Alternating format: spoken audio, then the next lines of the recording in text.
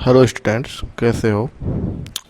पिछले वीडियो में हमने देखा कि रासायनिक अभिक्रिया कैसे होती है, रासायनिक अभिक्रिया के घटक कौन कौन से हैं, कैसे विकारक अभिकार उत्पादों में बदलते हैं।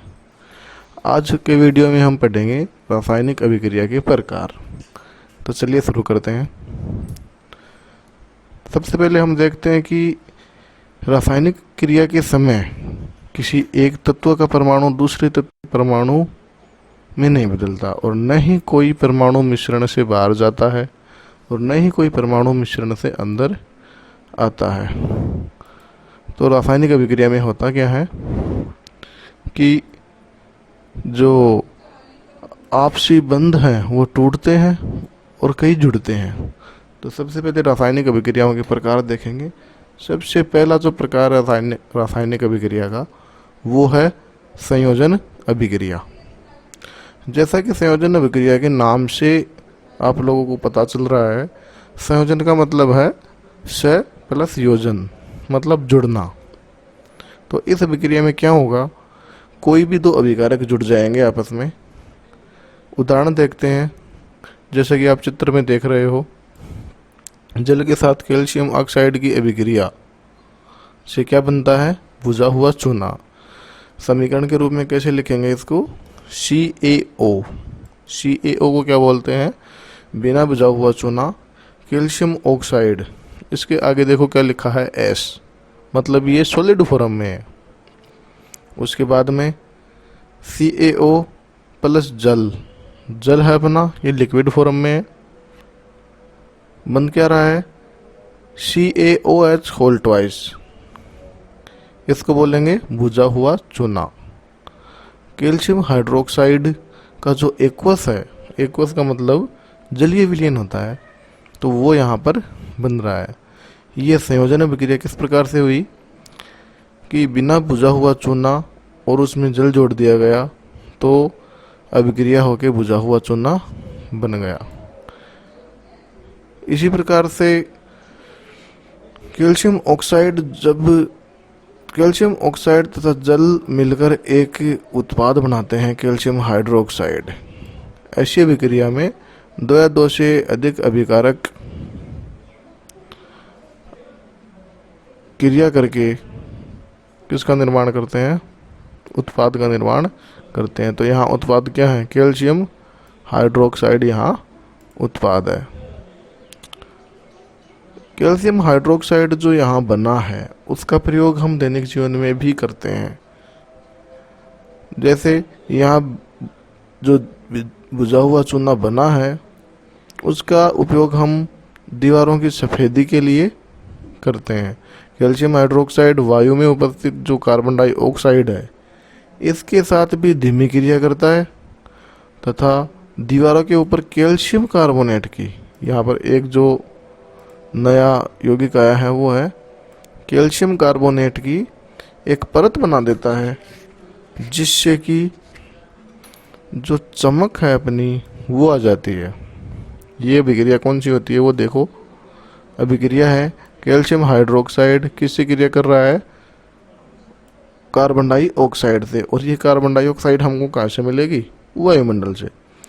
वायुमंडलीय कार्बन डाइऑक्साइड से क्रिया करके कैल्शियम कार्बोनेट का निर्माण हो रहा है और साथ में क्या बन रहा है, जल। तो ये हमारी संयोजन अभिक्रिया हुई। आगे चलते हैं। इसी प्रकार जैसे कोयले का जो दहन है उसके बारे में चर्चा करते हैं। दहन का मतलब क्या होता है पहले ये समझ लीजिए। दहन हम उसको बोलते हैं, कोई भी तत्व है, किसी प्रकार का ईंधन है, उसको ऑक्सीजन की उपस्थिति में जलाना या गर्म करना दहन की स्थिति में आता है। यहाँ कार्बन है और ऑक्सीजन है, ये दोनों मिलकर क्या बना रहे हैं, कार्बन डाइऑक्साइड बना रहे हैं। याद रह जाएगी इतनी बात। आगे चलते हैं। यहाँ हाइड्रोजन और ऑक्सीजन मिलकर क्या बना रही है, जल बना रहे हैं। ये भी एक संयोजन अभिक्रिया का उदाहरण है। हमने संयोजन अभिक्रिया का उदाहरण पढ़ लिया। अब हमको ये नोट करना है कि जो ऊपर अभिक्रिया पढ़ी थी उनमें ऊष्माक्षेपी कौन सी है और ऊष्माशोषी कौन सी है। ऊष्माक्षेपी अभिक्रिया वो होती है जिसमें ऊष्मा का क्षेपण होता है, मतलब ऊष्मा बाहर निकलती है। और ऊष्माशोषी अभिक्रिया वह होती है जिसमें ऊष्मा काम में ली जाती है। ऊष्मा काम में लेने का मतलब है पहले उसको ऊष्मा दी जाती है तब जाके अभिक्रिया शुरू होती है। कुछ अन्य उदाहरण है जैसे प्राकृतिक गैस का दहन है। प्राकृतिक गैस का जो मिश्रण है उसमें मुख्य रूप से मीथेन होता है जिसको हम CH4 बोलते हैं। यहाँ CH4 क्रिया कर रहा है ऑक्सीजन से और क्या बन रहा है, कार्बन डाइऑक्साइड और जल का निर्माण हो रहा है और यहाँ पर ऊर्जा निकल रही है। तो ये जो ऊर्जा निकल रही है इसके कारण ये अभिक्रिया है। ये कौन सी अभिक्रिया कहलाएगी, ऊष्माक्षेपी अभिक्रिया कहलाएगी। उसके बाद में जो हमारे पाचन की क्रिया है, पाचन की क्रिया में मुख्य रूप से कार्बोहाइड्रेट होता है। कार्बोहाइड्रेट का एक उदाहरण है हमारा ग्लूकोज। ग्लूकोज का सूत्र होता है C6H12O6। यहाँ पर देखिए जो ग्लूकोज है वो एक्वस फॉर्म में लिया गया है। एक्वस का मतलब होता है जलीय। ग्लूकोज है वो ऑक्सीजन से क्रिया करेगा, जल से क्रिया करेगा और हमारा उत्पाद के रूप में क्या बनेगा, कार्बन डाइऑक्साइड, जल और ऊर्जा निकलेगी। तो ये जो अभिक्रिया है ये अभिक्रिया भी संयोजन अभिक्रिया के अंतर्गत ही आती है। आगे कुछ उदाहरण, साग सब्जी जो है हमारी उनका विघटित होकर, साग सब्जी है उनका विघटित होकर जो वर्मी कंपोस्ट बनता है, खाद बनती है, वो जो उदाहरण है वो भी संयोजन अभिक्रिया के अंतर्गत ही आता है। तो संयोजन अभिक्रिया में दो तत्व या यौगिक संयोजित होके तीसरा यौगिक या मिश्रण का निर्माण होता है, उसको हम संयोजन अभिक्रिया कहते हैं। उसके बाद में जो अभिक्रिया है हमारी वो है वियोजन अभिक्रिया। वियोजन अभिक्रिया का जैसे नाम से स्पष्ट है, वियोजन अर्थात अपघटन। वियोजन का मतलब है टूटना। तो वह अभिक्रिया जिसमें कोई भी अभिकारक टूटेगा अपने घटकों में, उसको हम बोलेंगे वियोजन अभिक्रिया। उदाहरण देखते हैं इसके। वियोजन अभिक्रिया में सबसे पहले जो फेरस सल्फेट है, फेरस सल्फेट के हरा रंग होता है, हम जानते हैं। फेरस सल्फेट FeSO4 बोलते हैं फेरस सल्फेट को। उसको गर्म किया गया तो क्या बन गया हमारे पास Fe2O3 और साथ में SO2 और साथ में SO3। तो यहाँ जो Fe2O3 बना है ये ठोस है, इसको फेरिक ऑक्साइड हम कहते हैं। यहाँ पर सल्फर डाइऑक्साइड और सल्फर ट्राइऑक्साइड का निर्माण भी होता है। तो फेरस सल्फेट का फेरिक ऑक्साइड में, सल्फर डाइऑक्साइड में और सल्फर ट्राइऑक्साइड में टूटना एक वियोजन अभिक्रिया का उदाहरण है। परिभाषा के रूप में हम देखते हैं कि अभिक्रिया में एकल अभिकर्मक टूटकर छोटे छोटे उत्पाद प्रदान करता है तो वो अभिक्रिया वियोजन अभिक्रिया कहलाती है। उसके बाद में एक उदाहरण और लेते हैं। जो हमारा चूना पत्थर होता है उसको हम कैल्शियम कार्बोनेट बोलते हैं। कैल्शियम कार्बोनेट को यदि ऊष्मा दी जाती है तो वो बुझे हुए चूने में बदल जाता है। कैल्शियम कार्बोनेट का सूत्र होता है CaCO3। ये ठोस अवस्था में होता है। तो इसको जब गर्म करेंगे तो यहाँ पर मिलेगा हमको CaO, कैल्शियम ऑक्साइड और कार्बन डाइऑक्साइड। ये है उदाहरण वियोजन अभिक्रिया के। उसके बाद में जो अगली अभिक्रिया है उसके बारे में देखते हैं।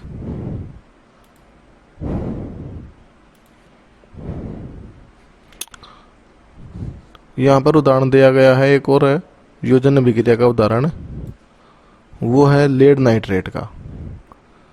लेड नाइट्रेट का सूत्र होता है PbNO3 की होल ट्वाइस। ये सूत्र आप लोगों के समझ में आ रहा होगा, PbNO3 की होल ट्वाइस। यहाँ प्लम्बम है अपना शीशा, वो +2 ऑक्सीकरण अवस्था में होता है, इसलिए नाइट्रेट के ट्वाइस लगता है। लेड नाइट्रेट अपना, इसको गर्म किया जाता है तो क्या बनता है, लेड ऑक्साइड, जिसको PbO बोलते हैं, और नाइट्रोजन डाइऑक्साइड और ऑक्सीजन का निर्माण होता है। जो लेड नाइट्रेट वाली जो अभिक्रिया है इसको दिखाया गया है चित्र में, और इसमें क्या क्या बन रहा है, नाइट्रोजन डाइऑक्साइड और ऑक्सीजन और साथ में लेड ऑक्साइड। उसके बाद में आगे चलते हैं। ये कुछ और उदाहरण है वियोजन अभिक्रिया के। सबसे साधारण उदाहरण जो हम ले सकते हैं वो जल का विद्युत अपघटन। पहले विद्युत अपघटन के बारे में समझेंगे थोड़ा सा। किसी भी विद्युत अपघट्य पदार्थ में जब हम विद्युत धारा का चालन करते हैं या फिर विद्युत धारा प्रवाहित करते हैं तो वो विद्युत अपघट्य अपने घटकों में विभाजित हो जाता है। इसको हम विद्युत अपघटन कहते हैं। चित्र में कैथोड और एनोड दर्शाए गए हैं। यहाँ पर ग्रेफाइट की एक रोड है और एक बैटरी से इनको जोड़ा गया है। देखो कैथोड क्या होता है इसके बारे में बता देता हूँ। कैथोड होता है हमारा इलेक्ट्रोड, जो ऋणात्मक इलेक्ट्रोड होता है, और एनोड जो होता है वो हमारा धनात्मक इलेक्ट्रोड होता है। इनको जोड़कर एक ये परिपथ बनाया गया है जो जल के विद्युत अपघटन में काम में आता है। तो इसमें होगा क्या, जो जल है अपना उसका सूत्र होता है H2O। H2O को हम तोड़ेंगे तो वो H+ और OH- आयन में बदल जाएगा। अब देखो यहाँ H+ है तो ये प्लस किधर जाएगा, माइनस की तरफ, मतलब हाइड्रोजन तो गैस है वो कैथोड के ऊपर निकलेगी, और हाइड्रोक्सिल जो आयन है वो एनोड के ऊपर जाएगा। 2 OH एक साथ क्रिया करके वापस जल बना लेंगे और ऑक्सीजन गैस हमारी एनोड के ऊपर उपस्थित हो जाएगी। तो ये था जल का विद्युत अपघटन। आगे देखते हैं।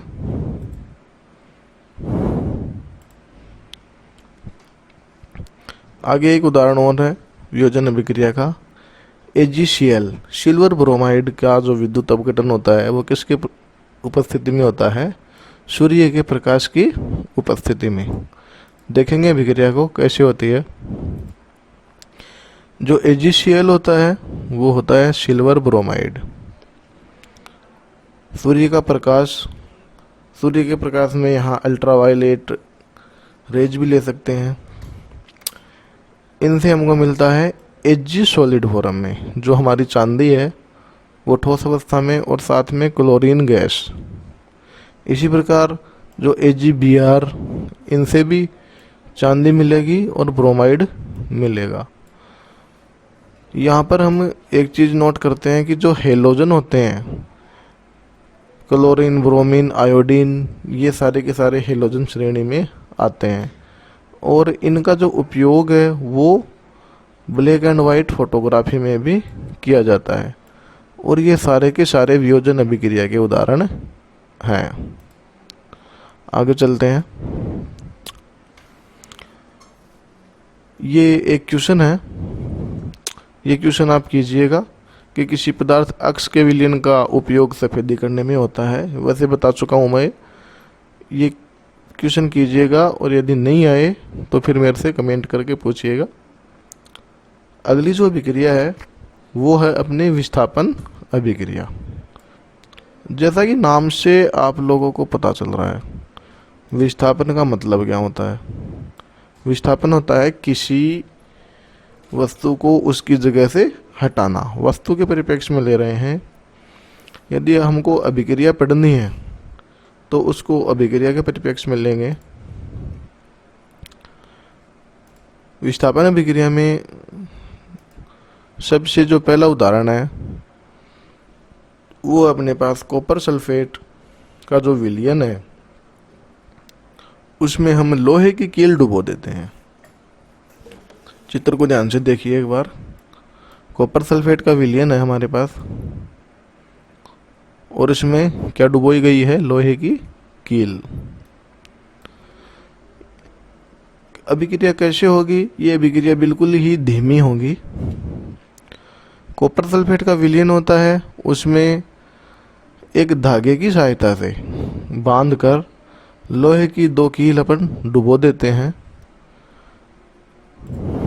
उसके बाद में जो लोहे की कील है वो कॉपर सल्फेट के विलयन से जब बाहर निकाली जाती है तो उसका रंग उड़ जाता है। क्यों उड़ जाता है ये वो अभिक्रिया के माध्यम से हम समझेंगे। तो देखो, लोहे की कील का रंग भूरा क्यों हो गया तथा कॉपर सल्फेट के विलयन का रंग मलिन क्यों हो गया? छात्रों, हमने सबसे पहले ये Fe है, ये Fe क्या है? लोहे की कील है और ये कॉपर सल्फेट जो है हमारा ये विलयन है। आ रही है बात समझ में यहाँ तक? अब देखेंगे कि ये विस्थापन अभिक्रिया का उदाहरण है। विस्थापन अभिक्रिया किस प्रकार से कंट्रोल होती है कि तत्वों की जो एक सक्रियता श्रेणी होती है उस सक्रियता श्रेणी में जो तत्व ऊपर आता है वो नीचे वाले तत्व को विस्थापित कर सकता है। तो यहाँ जो फेरस है, आयरन है, वो कॉपर को विस्थापित करेगा और हमारा आयरन सल्फेट का विलयन बन जाएगा और कॉपर जो है वो कहाँ रह जाएगा? सॉलिड अवस्था में रह जाएगा। विलयन किसका बना? आयरन सल्फेट का। तो ये जो विलयन है आयरन सल्फेट, ये आयरन अपना विलयन में घुल गया, इसलिए इसका जो रंग है वो मलिन हो गया। ये अभिक्रिया है, ये उदाहरण है विस्थापन अभिक्रिया का। इसी प्रकार अन्य अभिक्रियाएं हैं, जैसे जिंक है। जिंक की अभिक्रिया यदि कॉपर सल्फेट से अपन करवाते हैं तो जिंक सल्फेट बन जाता है और कॉपर ठोस अवस्था में हमको प्राप्त हो जाता है। इसी प्रकार जो शीशा है उसकी अभिक्रिया करवाते हैं क्यूप्रस क्लोराइड से तो हमको प्लम्बम क्लोराइड मिलता है और जो अपना कॉपर है वो हमको ठोस अवस्था में मिल जाता है। तो ये कुछ उदाहरण है विस्थापन अभिक्रिया के। उसके बाद में जिंक तथा लेड कॉपर की अपेक्षा अधिक क्रियाशील होते हैं। वे कॉपर को उसके यौगिक से विस्थापित कर देते हैं। जी हाँ, ये उसी सक्रियता श्रेणी के आधार पर निर्धारित किया जाता है कि सक्रियता श्रेणी में कौन ऊपर आता है और कौन नीचे आता है। उसी आधार पर ये एक दूसरे को विस्थापित करते हैं। अगली जो अभिक्रिया है हमारी वो है द्विविस्थापन अभिक्रिया। द्विविस्थापन अभिक्रिया में क्या होगा कि विस्थापन अभिक्रिया में तो एक तत्व विस्थापित हो रहा था, द्विविस्थापन अभिक्रिया में एक दूसरे यौगिकों में दो दो तत्व विस्थापित होंगे। ये उदाहरण है इसका, देखिएगा। सबसे पहले बात करेंगे जो सोडियम सल्फेट है Na2SO4 एक्वस, इसका विलयन लेंगे और बेरियम क्लोराइड का विलयन लेंगे। सोडियम सल्फेट का विलयन और बेरियम क्लोराइड का विलयन अभिक्रिया होने के पश्चात हमको क्या मिलता है? बेरियम सल्फेट मिलता है और सोडियम क्लोराइड मिलता है। तो यहाँ देखिएगा, ये जो सोडियम सल्फेट था ये जब टूटेगा तो Na2+ में टूटेगा और Na+ और SO4- में टूटेगा। तो यहाँ ये माइनस चिन्ह है और यहाँ ये प्लस चिन्ह है, और यहाँ पर हम देखेंगे ये माइनस चिन्ह है और ये प्लस चिन्ह है। तो ये देखिएगा, ये माइनस वाला प्लस से जुड़ गया, जो बेरियम है अपना वो सल्फेट से जुड़ गया, ये देखिए बेरियम सल्फेट बन गया, और ये Na है ये Cl से जुड़ गया, ये हमारा सोडियम क्लोराइड बन गया। तो दोनों यौगिकों में से एक दूसरे तत्व विस्थापित हो गए, इसीलिए इस प्रकार की अभिक्रिया द्विविस्थापन अभिक्रिया कहलाई। परिभाषा के रूप में हम देखेंगे कि वे अभिक्रियाएं जिनमें अभिकारकों के बीच आयनों का आदान प्रदान, यहाँ पर सोडियम आयन और सल्फेट आयन, बेरियम आयन और क्लोराइड आयन, ये आयन है, तो उन आयनों का आदान प्रदान हो जाता है या विस्थापन हो जाता है, इसको हम द्विविस्थापन अभिक्रिया कहते हैं। उसके बाद में ये कुछ क्रियाकलाप है, इनको समझने का प्रयास कीजिएगा। अगली जो अभिक्रिया है हमारी वो है उपचयन और अपचयन अभिक्रिया। उपचयन को हम ऑक्सीकरण और अपचयन को हम अपचयन ही, मतलब यहाँ ऑक्सीडेशन अंग्रेजी में बोले तो, और ये है रिडक्शन। तो ये अभिक्रिया है, देखते हैं। सबसे पहले एक उदाहरण लेते हैं कि कॉपर है वो अभिक्रिया कर रहा है ऑक्सीजन से, क्या बन रहा है, कॉपर ऑक्साइड। कॉपर ऑक्साइड का निर्माण हो गया, और ये जो कॉपर ऑक्साइड है ये अभिक्रिया करता है हाइड्रोजन से, तो कॉपर दोबारा मिल गया हमको और जल बन गया।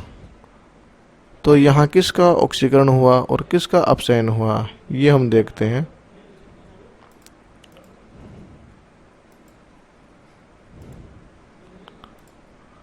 ये जो अभिक्रिया हमारी,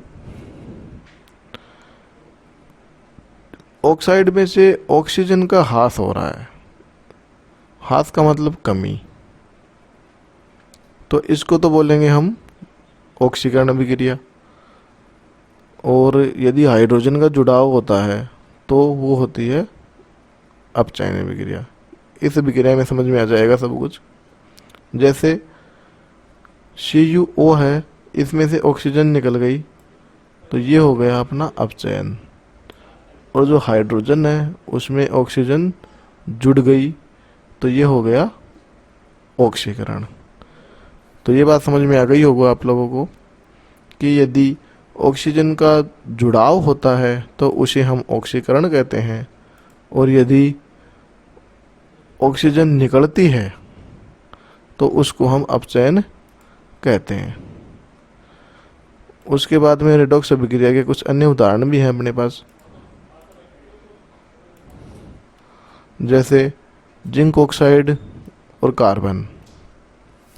यहाँ जिंक से देखो ऑक्सीजन निकलेगी तो क्या हो जाएगा, यहाँ पर ऑक्सीजन निकल रही है तो इसका अपचयन हो गया, तो यहाँ पर इसका अपचयन हो गया। तो ये उदाहरण अब आप लोग देख लीजिएगा।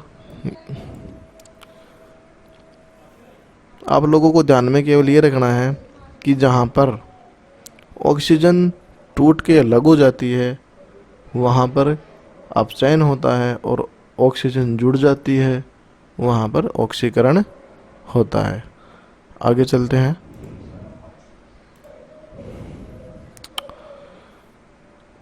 ये सारे के सारे उदाहरण। उसके बाद में दैनिक जीवन में ऑक्सीकरण अभिक्रियाओं का जो प्रभाव है उनको देखते हैं। सबसे पहले बात करते हैं हम संक्षारण की। संक्षारण को अंग्रेजी में कहते हैं कोरेशन।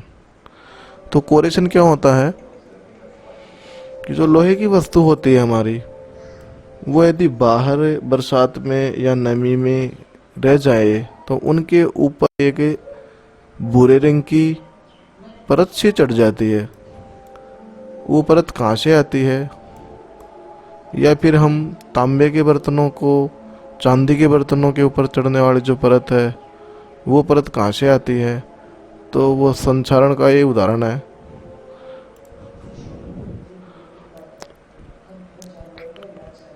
ये जो सारी वस्तुएं हैं ये बाहर की जो वायुमंडल होती है वहाँ उपस्थित ऑक्सीजन से क्रिया करके ऑक्साइड बना लेती है तत्व का, और वो ही संचारण कहलाता है।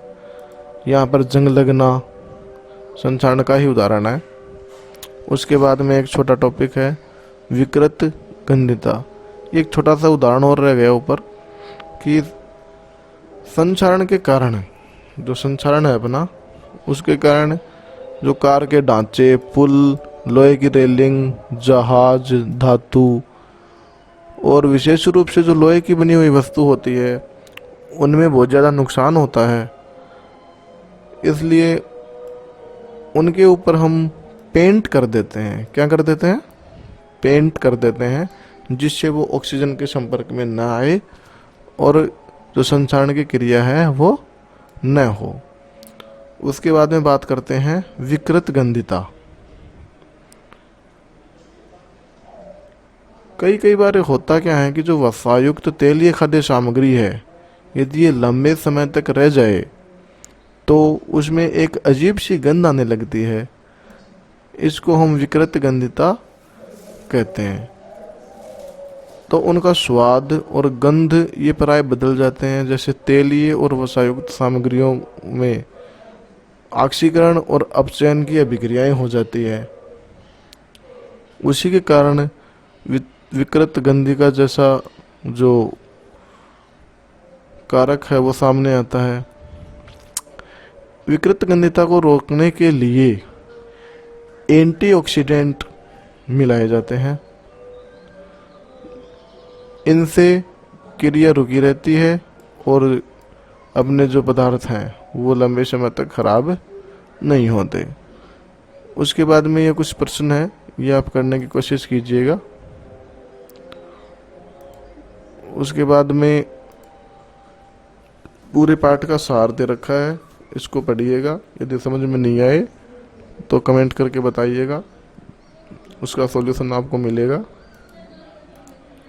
फिर ये क्वेश्चन है, ये क्वेश्चन कीजिएगा।